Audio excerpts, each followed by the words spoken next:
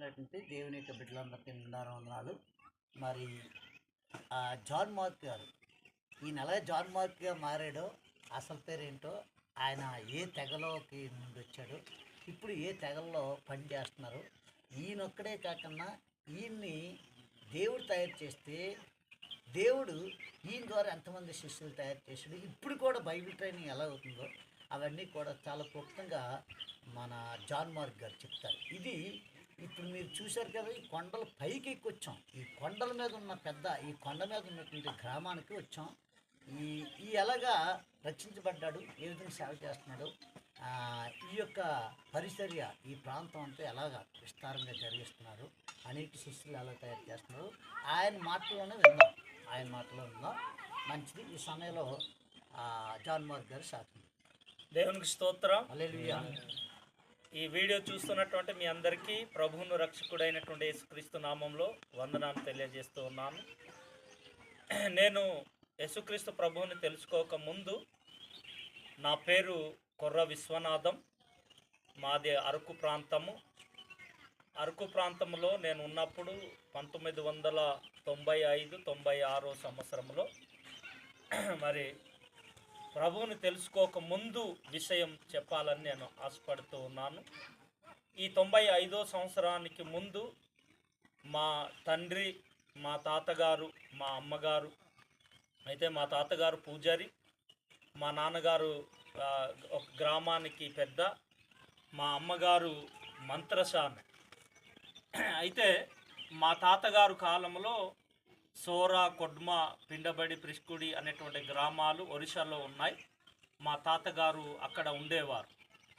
అక్కడ సంవత్సరానికి ఒకసారి మా కువి ప్రజలు, పీటీజీ అంటే వెనుకబడిన జాతి, ఏది చెప్తే మనుషులు ఏది చెప్తే అది నమ్మేవారు, వెనుకబడినటువంటి వారు.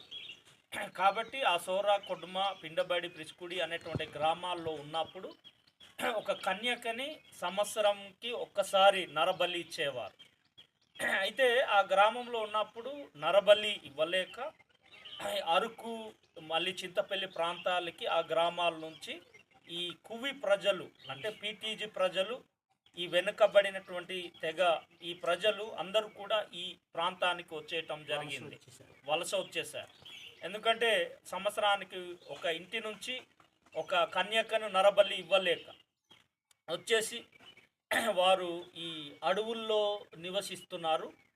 ఈ కువి ప్రజలు అనేది సిటీలో కానీ కిందన గ్రామాల్లో కానీ ఉండరు, కేవలం అడవిలో మాత్రమే ఉంటారు, కొండలపైన. ఎందుకంటే వర్షాధారాలతో పంట పండించి అడవిలో దొరికేటువంటి ఫలాలు, అడవిలో దొరికేటువంటి ఆకుకూరలు తింటూ ఈ అడవిలోనే నివసిస్తారు.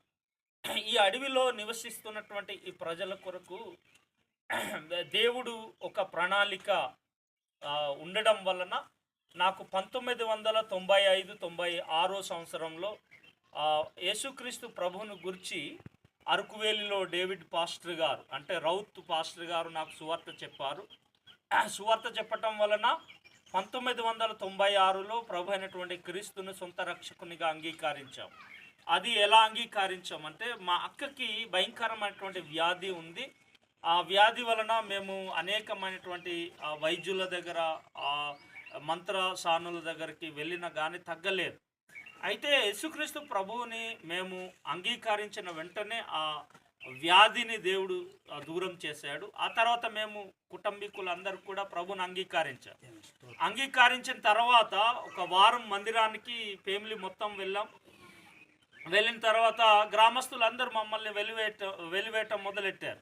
ఎందుకంటే మా నాన్న గ్రామ పెద్ద, నేను 1996లో మా గ్రామ దేవతకి పూజారిగా ఉన్నా. అలాంటి నేను ప్రభువుని అంగీకరించటం వలన గ్రామస్తులందరూ వెలివేయటం జరిగింది. ఆ తర్వాత మా అమ్మ, మా నాన్న, మా సిస్టర్స్ అందరూ కూడా ప్రభువుని కి భయపడి ఏం చేశారంటే వెనక్కి వెళ్ళిపోయారు. అయితే నేను మాత్రం వెనక్కి వెళ్ళిపోలేదు. ఎందుకంటే నా సృష్టికర్త అయినటువంటి ప్రభు, నా రాజులకు రాజు అయినటువంటి ప్రభు, నా రక్షణకర్త అయినటువంటి ప్రభు, నన్ను సృష్టించినటువంటి దేవుడు ఆయన అని తెలుసుకొని నేను వెళ్ళకపోవటం వలన, అయితే నన్ను కూడా మా తల్లిదండ్రులు అందరూ వెలివేయటంతో అప్పుడు నాకు వివాహం అవ్వలేదు. కుర్రోడిని నేను, అప్పుడు నాకు 14 సంవత్సరాలు. అయితే అలాంటి పరిస్థితుల్లో ప్రభుని నమ్మటం వలన మా తల్లిదండ్రులు అందరూ వెరివేయటం జరిగింది. ఆ తర్వాత నేను బాల్య వివాహం చేసుకున్నాను 1996లోనే. ఎందుకంటే మేము కలిసి పని చేయాలా, జీవనోపాధి కొనసాగించాలా, నేను ఒంటరిగా ఉంటే అవ్వదని బాల్య వివాహం చేసుకున్నాను 1996లో.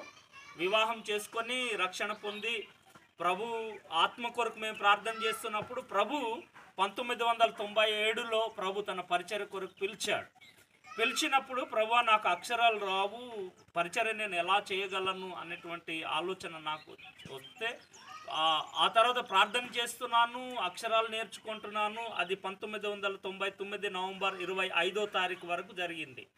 అయితే ప్రార్థన చేస్తున్నాను, అక్షరాలు నేర్చుకుంటాను.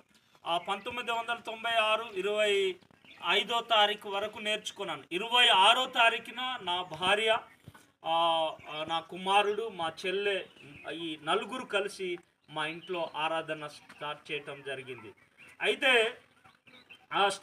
ఆ రోజు నుంచి స్టార్ట్ చేసినటువంటి ఆ చిన్న గుంపు ఈ రోజు వరకు 56 సంఘాలుగా విస్తరింపబడింది. దేవుని స్తోత్ర.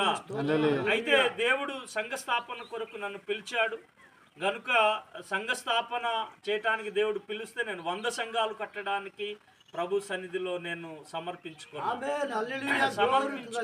100 సంఘాలు కట్టడానికి మరి నేను ప్రార్థన చేస్తున్నాను. ఈ పరిచర్య చాలా అభివృద్ధి చెందుతూ ఉంది.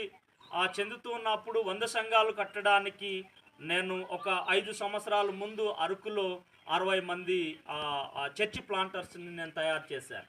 60 మందిలో 30 మంది సంఘ స్థాపన చేశారు. అలాగే నేను 4 సంవత్సరాల ముందు మరలా చింతపల్లి ప్రాంతానికి నూతనంగా నేను వచ్చి నూతనంగా సంఘాన్ని స్థాపించటం జరిగింది. ఆ తర్వాత చింతపల్లిలో స్టార్ట్ చేసి ఈ అడవి ప్రాంతమైనటువంటి ఈ వేనం గ్రామంలో వచ్చి స్థాపితం చేయడం జరిగింది.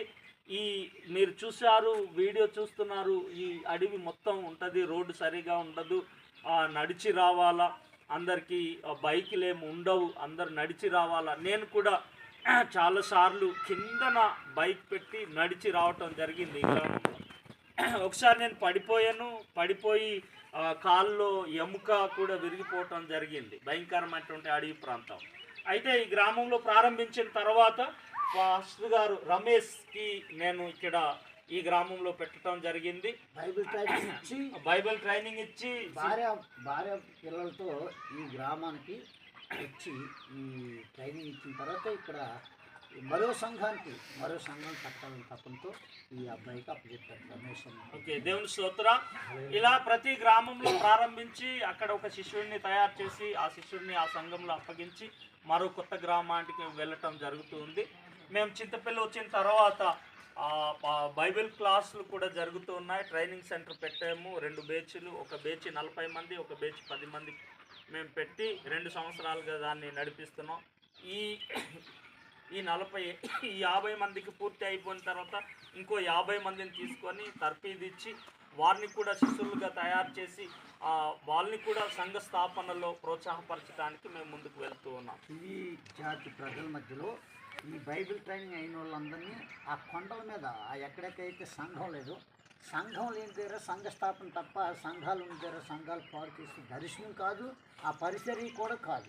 దేవుని స్తోత్రం కలుగును గాక. అలాగే సంఘాలు లేనటువంటి ఆ ప్రాంతంలో గ్రామంలో సంఘం స్థాపించి శిష్యుడిని తయారు చేసి ముందుకు మేము వెళ్తూ ఉన్నాం.